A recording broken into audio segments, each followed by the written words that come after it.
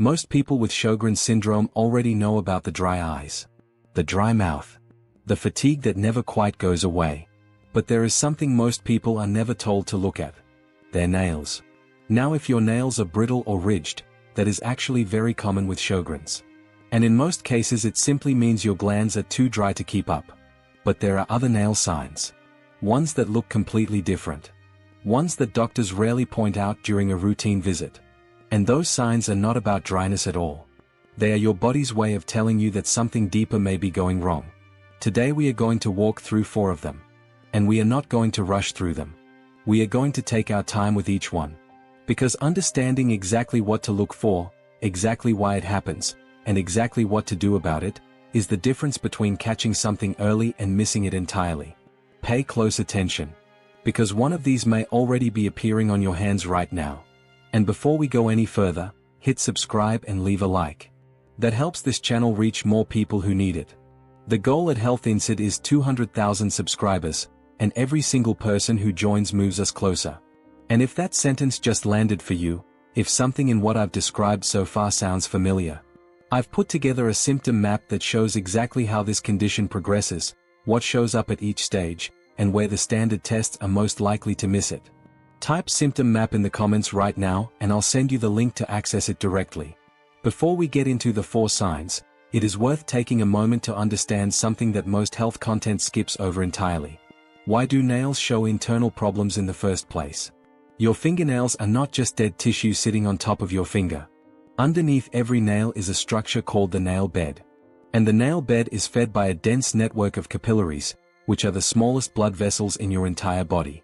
These capillaries are so small that a single red blood cell has to squeeze through them one at a time. And because they are so fine and so close to the surface, they are extremely sensitive to changes happening deeper in the body.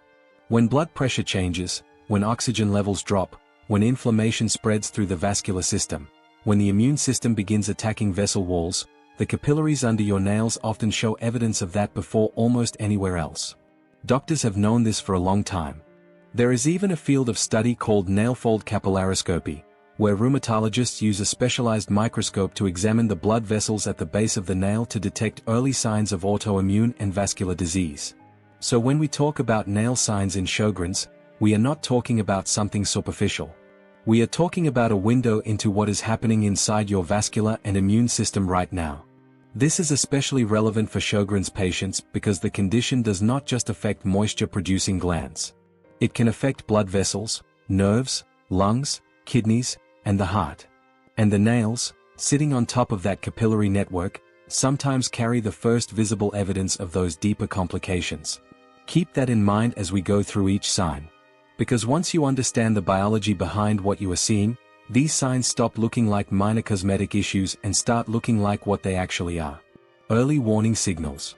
The first sign involves small red or purple spots that appear around the nail. Not on it. Around it. Let us be very specific about what this looks like so you know exactly what to watch for. Periungual erythema is a medical term that simply means redness around the nail unit. In mild cases it looks like a persistent pink or red flush that surrounds the base and sides of the nail. It does not go away after a day or two the way a small scratch or irritation would. It stays. Sometimes it deepens in color over time. In more advanced cases this progresses to what doctors call palpable purpura.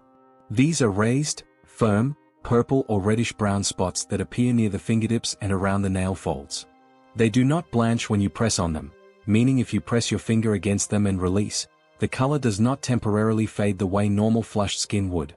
That non-blanching quality is clinically significant. It means blood has leaked out of damaged vessels into the surrounding tissue rather than simply rushing to the surface. Now here is what is actually happening underneath when you see these signs. In Sjögren's syndrome the immune system produces abnormal antibodies. In some patients these antibodies begin targeting the walls of blood vessels. When vessel walls become inflamed, they weaken and become permeable. Blood leaks into surrounding tissue. The immune system sends more inflammatory cells to the area. And a cycle of vascular inflammation begins that, if unaddressed, can extend beyond the skin. Research shows that up to 10% of people with Sjögren's syndrome develop vasculitis. And cutaneous vasculitis, meaning vasculitis that first appears on the skin, is often the earliest visible sign that this process is underway. Here is why that matters so much. The same blood vessels that supply your skin also supply your kidneys, your peripheral nerves, your gastrointestinal tract, and your brain. When vasculitis is limited to the skin, it is serious but manageable. When it spreads to internal vessels, the consequences can include kidney inflammation, peripheral neuropathy, which is damage to the nerves in your hands and feet causing numbness, tingling, or burning pain, and in rare cases, involvement of vessels supplying the central nervous system. Studies have shown that in Sjögren's patients, cutaneous vasculitis frequently precedes systemic involvement, meaning the skin signs come first. Which is exactly why recognizing them early matters so much. What should you actually do if you notice these signs? First, photograph them. Use your phone camera to document the redness or spots clearly. Take the photo in natural light. This gives your doctor something concrete to look at even if the presentation varies on the day of your appointment. Second, note whether the spots are raised or flat. Flat redness suggests early periungual erythema. Raised firm spots suggest palpable purpura, which is more concerning and warrants faster evaluation.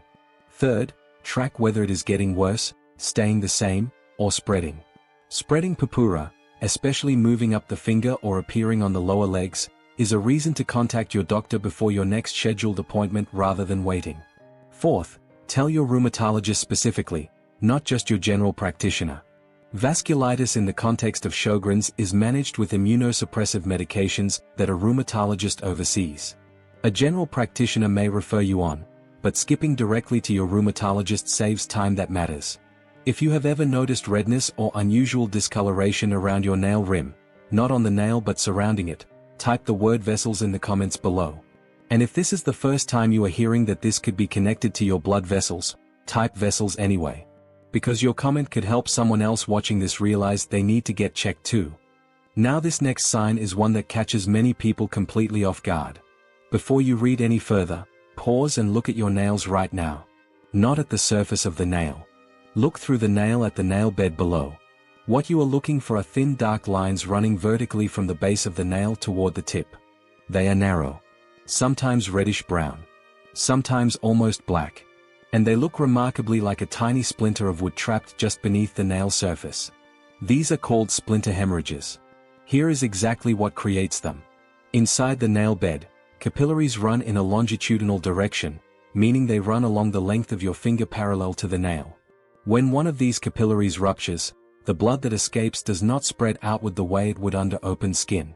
It is constrained by the tight space between the nail plate above and the nail bed below. So it tracks along the length of the capillary, creating that thin straight line that looks so much like a splinter. Now the important distinction that most content about this topic glosses over is the difference between a trauma-related splinter hemorrhage and a pathological one.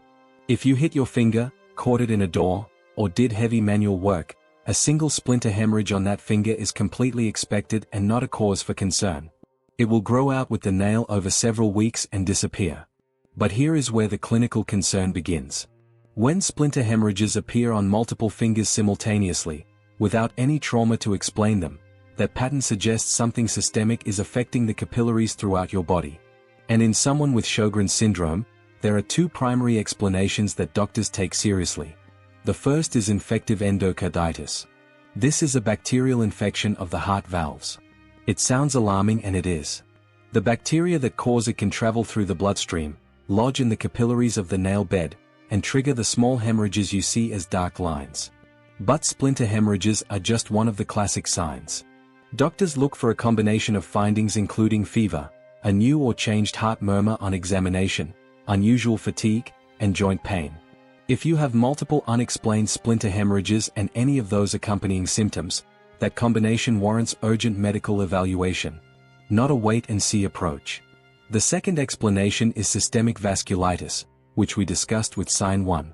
When blood vessel inflammation is widespread, the capillaries in the nail bed can rupture from the same inflammatory process affecting vessels elsewhere in the body. There is also a third consideration specific to Sjögren's patients. Some research suggests that antiphospholipid antibodies, which can be present in Sjögren's syndrome, may contribute to small vessel damage that produces splinter hemorrhages through a slightly different mechanism involving abnormal clotting rather than pure inflammation. What this means practically is that if you are Sjögren's patient and you notice multiple unexplained splinter hemorrhages, your evaluation should include not just a check for vasculitis but also blood tests for antiphospholipid antibodies if those have not already been done. What should you actually do if you notice these signs? Again, photograph them.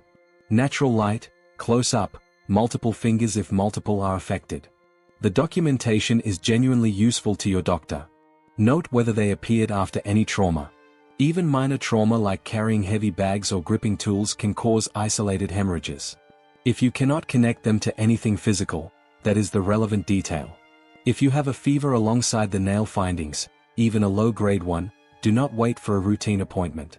Fever plus multiple splinter hemorrhages in someone with a known autoimmune condition is a combination that warrants same-day evaluation.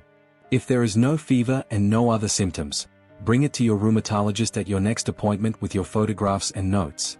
Request that your appointment include assessment for systemic vasculitis and antiphospholipid antibody syndrome if appropriate.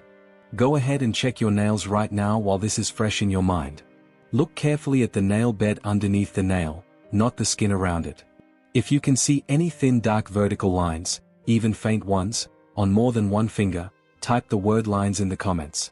And if you have ever shown these to a doctor and been told not to worry about it, type lines dismissed.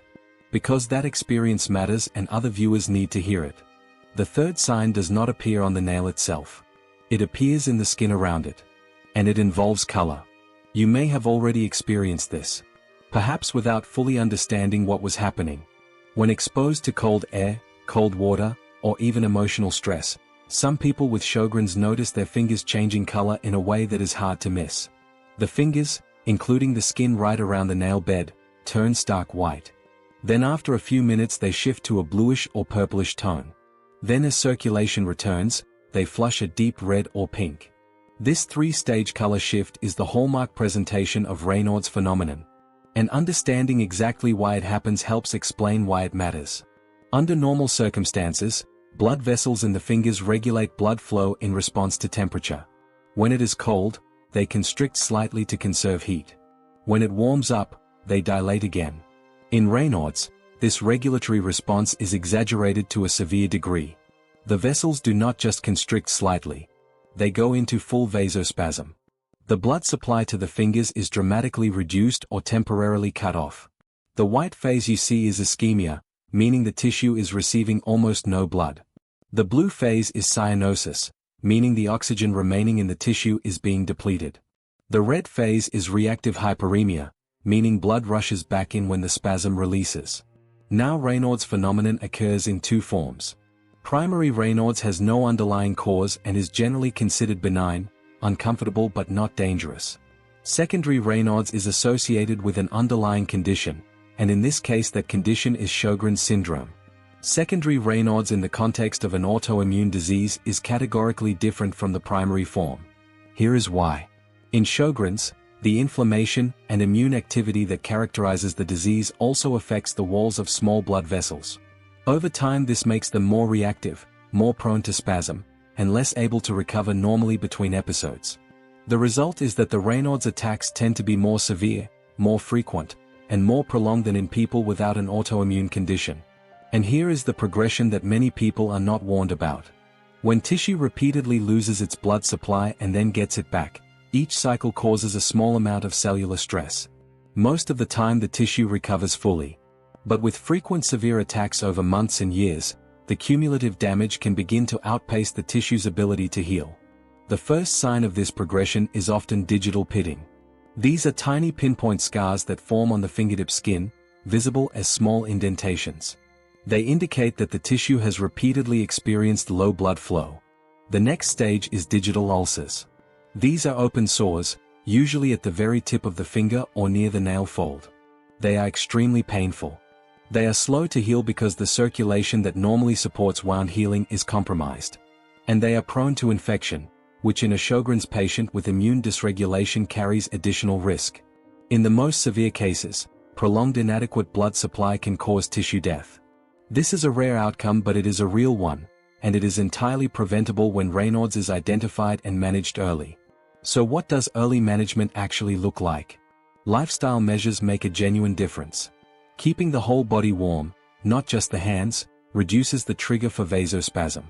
Layering clothing, wearing gloves before going into cold air rather than after your hands are already cold, avoiding temperature extremes, and managing stress all reduce attack frequency and severity. Avoiding nicotine is critical. Nicotine causes vasoconstriction that dramatically worsens Raynaud's. This includes smoking and many nicotine replacement products. Medications used to treat Raynaud's in the context of autoimmune disease include calcium channel blockers like nifedipine, which relax the blood vessel walls and reduce spasm frequency. In more severe cases, doctors may use phosphodiesterase inhibitors or, for established digital ulcers, prostanoid infusions. If you have been told you have Raynaud's and you also have Sjögren's, make sure your rheumatologist is overseeing the Raynaud's management specifically. The treatment approach for secondary Raynaud's is more aggressive than for the primary form because the stakes are different. This one affects more people with Sjögren's than most realize. And many go years before connecting it to their condition. If your fingers have ever turned white, blue, or bright red in response to cold or stress, even mildly, type the word cold in the comments right now. If it happens frequently, type cold often. And if you have already been diagnosed with Raynaud's alongside your Sjögren's, type both. Because that combination is more common than doctors typically discuss. And your experience could help someone else finally get answers. The fourth sign is perhaps the most overlooked. Because it develops so gradually that most people adjust to it without ever noticing the change. This sign is called nail clubbing. Here is exactly what it looks like so you can check right now. Hold your hand out in front of you with your fingers relaxed. Look at the nail from the side. In a normal nail, the angle where the nail meets the skin at the base of the nail, called the nail fold angle or Lovibond angle, is approximately 160 degrees or less. The nail sits relatively flat or rises very slightly. In nail clubbing, that angle increases beyond 180 degrees. The nail curves downward over the tip of the finger like a beak. The fingertip itself also becomes enlarged and rounded, often described as looking like an upside-down spoon or a drumstick. And if you press on the nail near the base, it may feel softer or have a spongy quality rather than the firm feel of a normal nail. There is a simple test you can do yourself called the Shamroth window test. Place the nails of the same finger on both hands together back to back. In normal fingers, a small diamond-shaped gap appears between the nail folds. In clubbed fingers, that gap disappears because the tissue has thickened. If you cannot see that diamond gap when you place your fingernails together, that is a reason to bring this to your doctor's attention. Now, why does clubbing happen? The mechanism is not fully understood, but research points to chronic low oxygen levels in the blood as the primary driver. When the body is not getting enough oxygen into the bloodstream, compensatory changes occur in the peripheral tissues. Growth factors are released that cause the soft tissue of the fingertip to expand. The result is the characteristic enlarged rounded fingertip and the downward curving nail. In the context of Sjögren's syndrome, the most important cause to rule out is interstitial lung disease. Here is what happens in the lungs with Sjögren's. The same autoimmune inflammation that destroys moisture-producing glands can also infiltrate the lung tissue. Immune cells accumulate in the spaces between the air sacs of the lungs. Over time, this inflammation triggers a scarring process called fibrosis. The scar tissue is rigid and does not exchange oxygen the way healthy lung tissue does. As more fibrosis develops, the lungs progressively lose their ability to get oxygen into the bloodstream efficiently. This process is typically painless in its early stages. Many people have no respiratory symptoms at all until a significant portion of their lung tissue is affected. No cough. No obvious shortness of breath unless they are exerting themselves. Nothing that clearly signals to them that something serious is happening. This is why nail clubbing matters so much in Sjögren's patients. Because in the absence of obvious respiratory symptoms, clubbing may be the first externally visible sign that lung function has been declining for some time. And by the time clubbing appears, the underlying process has usually been underway long enough to warrant prompt investigation. What does that investigation involve? Pulmonary function tests are a starting point. These are breathing tests that measure lung capacity and how efficiently oxygen crosses into the bloodstream. They can detect abnormalities before symptoms are obvious. High-resolution CT scanning of the chest provides direct imaging of the lung tissue and can identify the characteristic patterns of interstitial lung disease. A 6-minute walk test, where oxygen saturation is monitored while the patient walks, can reveal oxygen drops during exertion that are not apparent at rest. In Sjögren's patients with known or suspected interstitial lung disease, regular monitoring with pulmonary function tests is standard of care. If you have not had pulmonary function tests and you have had Sjögren's for more than a few years, that is a question worth raising with your rheumatologist at your next appointment. If you notice clubbing developing, that conversation should happen sooner rather than later. Look at your fingertips right now. Not just the nails but the very tips of your fingers. Do they appear slightly enlarged or rounded compared to the rest of your finger? Do your nails seem to curve downward more than they used to? Try the Sjögren window test right now. Place the same finger from both hands back to back, nail to nail, and look for that small diamond-shaped gap. If it is not there, that is worth noting. If you have noticed any downward curving or unusual thickening at the fingertip, type the word curve in the comments. If this is something that has developed gradually and you never connected it to your Sjögren's until now, type curve new. Because that is exactly the kind of information your doctor needs to hear at your next appointment. Now let us bring everything together in a way that is actually useful for your next doctor's appointment. Because knowing these signs is only half of it. The other half is knowing how to communicate them effectively so they get taken seriously. Many Sjögren's patients report that when they bring up nail symptoms, they are quickly reassured that it is just dryness and moved on from. And sometimes that is accurate. But the 4 signs we covered today are categorically different from dryness-related nail changes. And making that distinction clear in how you describe them makes a real difference. When you talk to your doctor, use these specific phrases. For sign 1, say, I have noticed persistent redness or raised discolored spots around the nail fold that do not go away and do not blanch when I press on them. I want to rule out cutaneous vasculitis. For sign 2, say, I have noticed thin dark vertical lines under several nails that I cannot connect to any injury. I want to discuss whether this could be splinter hemorrhages related to vasculitis or antiphospholipid antibody syndrome. For sign 3, say, my fingers are regularly cycling through white, blue, and red color changes in response to cold or stress. I want to discuss whether my Raynaud's is being managed aggressively enough given my Sjögren's diagnosis and whether I am at risk for digital ulcers. For sign 4, say, I have noticed my fingertips appear more rounded and my nails may be curving downward. I have tried the Sjögren window test and the gap was smaller than I expected. I want to discuss whether I need pulmonary function tests to check for interstitial lung disease. These phrases tell your doctor exactly what you have observed, what you already understand about what it could mean, and what you are asking them to do about it. That specificity changes the conversation. Bring your photographs.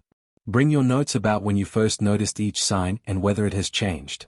And if you feel that a concern is being dismissed without adequate investigation, it is completely appropriate to ask directly, what would need to be present for you to refer me for further testing on this? That question puts the decision-making process into the open where you can participate in it. So let us bring this all the way together. Brittle, ridged, or dry nails in Sjögren's. Usually a dryness issue. Common. Manageable. Not what we are talking about today. Redness or purple spots around the nail rim that do not blanch. That is a potential early sign of vasculitis affecting your blood vessels. Thin dark vertical lines under multiple nails with no injury to explain them. That is a potential sign of capillary damage that could be related to systemic vasculitis, antiphospholipid antibody syndrome, or in combination with fever and other symptoms, a heart valve infection that requires urgent attention. Fingers turning white, then blue, then red in response to cold or stress. That is secondary Raynaud's in the context of an autoimmune disease, which carries a real risk of progression to digital ulcers if it is not being actively managed. Fingertips that appear enlarged and rounded with nails curving downward. That is a recognized sign of chronic low blood oxygen, and in a Sjögren's patient, it is a reason to evaluate for interstitial lung disease before symptoms become obvious. These are not vague possibilities. They are specific signs with specific biological explanations pointing to specific complications that have specific treatments. And knowing the difference between a dry brittle nail and one of these 4 warning signs could genuinely change what happens at your next appointment. Before you go, scroll back through the comments and look at how many people typed those words today. Vessels. Lines. Cold. Curve. Every single one of those comments represents a real person who may have been living with an unrecognized warning sign. If this video helped you see your own body a little more clearly today, hit the like button and share this with someone who has Sjögren's or any autoimmune condition. Because the information in this video could genuinely change what happens at their next doctor's visit. And if you want to keep learning about what Sjögren's does to the body beyond the obvious symptoms, subscribe and turn on notifications. Because what we cover next may surprise you even more. That is everything for today. Take care of yourself. And we will see you in the next one.